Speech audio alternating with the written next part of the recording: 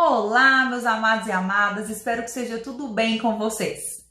Hoje nós falaremos um pouco sobre os direitos da advogada, aqueles previstos lá no artigo 7º-A do Estatuto da Advocacia, nossa Lei 8.906 de 1994.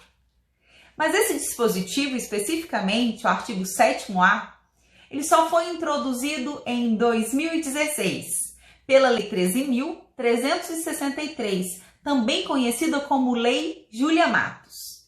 Mas antes de adentrarmos especificamente ao conteúdo dessa lei, dessas alterações, eu gostaria de conversar um pouquinho com vocês sobre a trajetória da mulher na advocacia, até para que possamos compreender a importância dessas alterações trazidas pela Lei 13.363.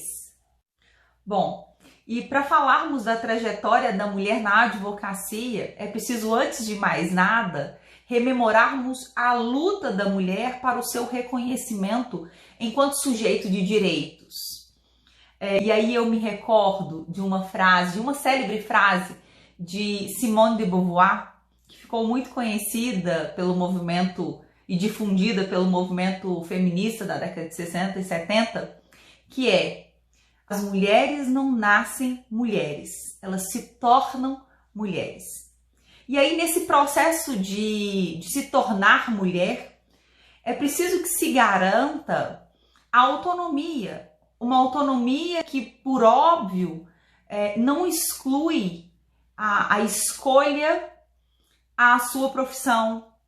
E aí a gente sabe que as mulheres, ao longo da história, foram alijadas do mercado de trabalho. Durante muito tempo, as mulheres eram reduzidas aos afazeres domésticos, né? E nada além daquilo. E aqui é importante uma ressalva que, quando eu digo que as mulheres eram alijadas do trabalho que extrapolasse aquele realizado no ambiente doméstico, eu não me refiro àquelas mulheres negras escravizadas e que sofriam aquilo que foi denunciado por Angela Davis em sua extraordinária obra Mulheres, Raça e Classe, em que mulheres eram submetidas a trabalhos forçados em lavouras sem qualquer distinção de suas condições, inclusive físicas. Essas mulheres sofreram e continuam sofrendo até os dias de hoje, em razão do racismo, que, como bem aponta o professor Silvio Almeida, é estrutural no Brasil e que ainda as impedem de escolher o próprio ofício, não é?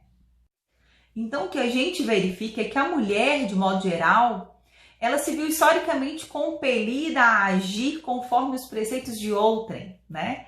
E, no caso, conforme os preceitos do homem. E é exatamente por isso que é tão importante compreender esses movimentos pela emancipação da mulher, pela liberdade, pela autonomia da mulher. E exatamente nesse contexto, e já entrando um pouco para a advocacia, a gente tem como destaque a figura de uma mulher negra, reconhecida recentemente como a primeira advogada brasileira. Esperança Garcia, então, e que só a partir de 2017 foi considerada pela OAB, pela seccional do Piauí, como a nossa primeira advogada, foi uma mulher negra, escrava, que se alfabetizou, sabe-se lá como, em 1770, redige uma carta ao governador em forma de peticionamento, relatando as precárias condições em que vivia e pleiteando, reivindicando a sua liberdade. E antes de 2017, ano do reconhecimento de Esperança Garcia como a nossa primeira advogada brasileira, nós tínhamos Mirtz Gomes como a primeira mulher a se formar no curso de Direito em 1898 e apenas 8 anos após a conclusão de seu curso é que conseguiu autorização para o exercício da advocacia.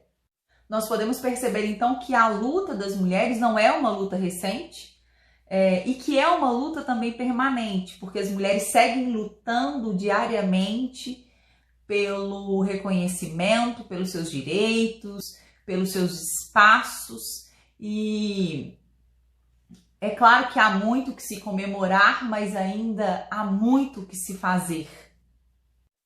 E hoje, para se ter uma ideia, no universo de aproximadamente 1.200.000 inscritos na OAB, a mulher já representa praticamente a metade desse número, né? Então, nós temos aí quase 590.000 advogadas no Brasil.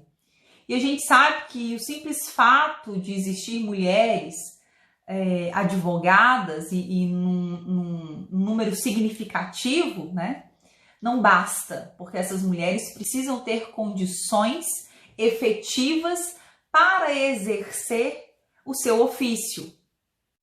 É claro que ainda há muito o que se fazer em relação aos direitos das advogadas, como, por exemplo, combater essa desigualdade que ainda existe em termos de remuneração entre advogado e advogada, combater essa ausência de representatividade das mulheres advogadas nos cargos de direção da OAB, a questão da visibilidade da mulher negra, da proteção da advogada com deficiência, enfim, há muito o que se fazer ainda. Mas devemos considerar que essa Lei 13.363 de 2016, que alterou o Código de Processo Civil de 2015 e introduziu o artigo 7º-A, o Estatuto da Advocacia, trouxe conquistas significativas e importantes para a advogada, especialmente para a advogada grávida, aquela que está amamentando, que adotou ou que acaba de dar à luz. E essa lei, que também ficou conhecida como Lei Júlia Matos, em razão do ocorrido com a doutora Daniela Teixeira, mãe de Júlia Matos, que hoje é uma criança com aproximadamente 7 anos, que aguardava para uma sustentação oral no Conselho Nacional de Justiça e requereu a prioridade na sustentação, pois estava naquela ocasião grávida de 29 semanas. E não obstante a doutora Daniela tenha recebido o apoio de outros advogados que ali também aguardavam para sustentações e de alguns magistrados, o seu pleito foi indeferido, foi negado, sob a alegação de que a pauta era uma questão de ordem pública. E o seu pleito, que era individual, não poderia se sobrepor àquele de ordem pública. Fato é que, conforme relatos da própria doutora Daniela, após 6 longas horas e em jejum, já que não lhe fora franqueada sequer a entrada de água, ela conseguiu, enfim, fazer a sua sustentação oral. E ressalte que a doutora Daniela era a única advogada que patrocinava mulheres que eram idosas, inclusive. Ela, saindo então do Conselho Nacional de Justiça, já não se sentindo bem, foi direto ao hospital e entrou em trabalho de parto de forma prematura, com 29 semanas, e teve aí sua filha, Júlia Matos, que ficou 62 dias numa UTI, requerendo cuidados intensivos e específicos.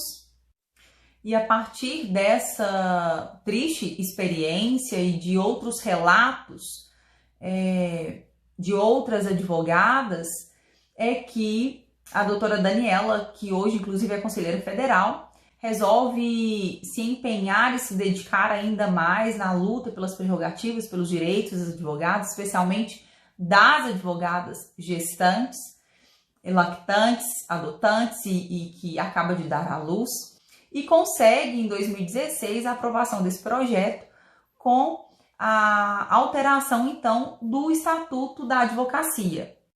Essa lei, portanto, que altera o Código de Processo Civil e o Estatuto da Advocacia, traz prerrogativas para as mulheres advogadas que estejam na condição de gestante, lactante, adotante e que deu à luz. Vamos então ao artigo 7º-A, acompanhe comigo. São direitos da gestante. Então, a advogada gestante terá o direito de entrada em tribunais sem ser submetidas a detectores de metais e aparelhos raio-x. Além disso, ela vai ter direito de reserva de vaga em garagem dos fóruns dos tribunais. Já no inciso 2, nós temos a previsão dos direitos da advogada lactante, adotante ou que deu à luz. Percebam, aqui não estamos falando da gestante, tá? E esses direitos são direito à creche onde houver ou a local adequado ao atendimento das necessidades do bebê.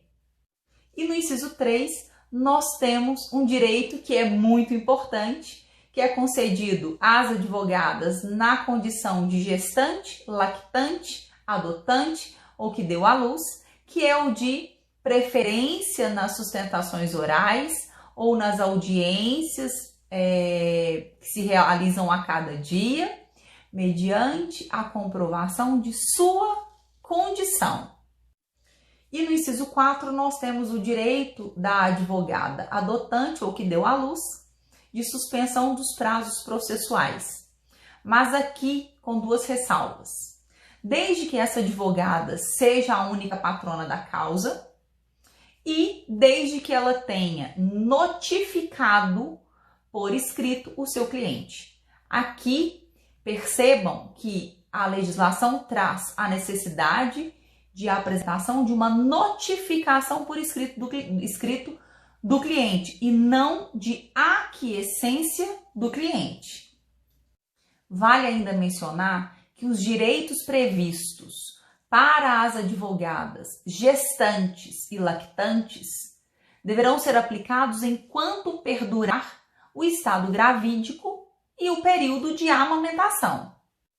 Já os direitos previstos nos incisos 2 e 3, quais sejam de acesso à creche onde houver ou de local adequado ao atendimento do bebê e de preferência nas sustentações orais em tribunais e em audiências, eles poderão ser exercidos no prazo de 120 dias, contados do nascimento do bebê ou da concessão da adoção. E no caso da gestante, que também é contemplada no inciso 3º, desde a constatação do estado gravídico e da possibilidade de demonstração, de comprovação dessa condição. E por fim, a suspensão dos prazos processuais se dará por 30 dias, conforme expressa a previsão do artigo 330 do Código de Processo Civil. 30 dias contados do nascimento do bebê ou da concessão da adoção, isso tudo comprovado mediante a apresentação da certidão de nascimento ou do termo de adoção. Lembrando que essa suspensão dos prazos processuais também se aplica ao único patrono da causa quando este se tornar pai. Todavia, no caso do pai, esse prazo, em vez de 30 dias, será de 8 dias contados do nascimento ou da concessão da adoção, tudo comprovado mediante certidão de nascimento ou outro documento similar e do termo de adoção. Esses foram, portanto, os direitos das advogadas trazidos pela Lei 13.363, que alterou o nosso Código de Processo Civil e o nosso Estatuto da Advocacia. Eu espero que vocês tenham gostado. Um grande abraço e até mais!